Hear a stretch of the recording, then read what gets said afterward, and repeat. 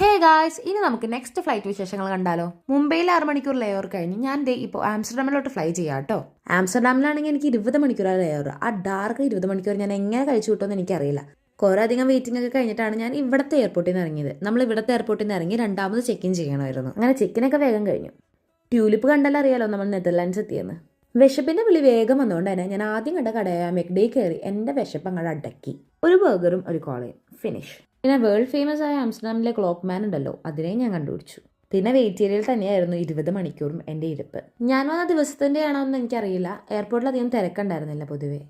20 മണിക്കൂർ എങ്ങനെ സർവൈവ് ചെയ്തെന്ന് എല്ലാവരും എന്നോട് ചോദിച്ചോട്ടോ. പക്ഷേ എനിക്കധികം സർവൈവിംഗ് ആയിട്ടൊന്നും തോന്നിയില്ല. ഞാൻ എൻ്റെ വീട്ടിലോട്ടും എൻ്റെ ഫ്രണ്ട്സിനെ കുളിച്ച് സമയം കളഞ്ഞു. ക്യാബിൻ ബാഗും ഹാൻഡ് ബാഗും കയ്യിലുള്ളതുകൊണ്ട് തന്നെ ഞാൻ പിന്നെ ആംസ്റ്റർഡാമൊന്നും കാണാൻ നിന്നില്ല. 5:30 ബോർഡിംഗ് ടൈം. ഞാനാണ് ആദ്യം എത്തിയത്. ആൾക്കാരാണെങ്കിൽ തീരെ കുറവായിരുന്നു. പിന്നെ 7 മണിക്ക് മ്യൂണിക്കിലോട്ടുള്ള ഫ്ലൈറ്റ്. അപ്പോൾ നെക്സ്റ്റ് വീഡിയോ കാണാം. ടടാ.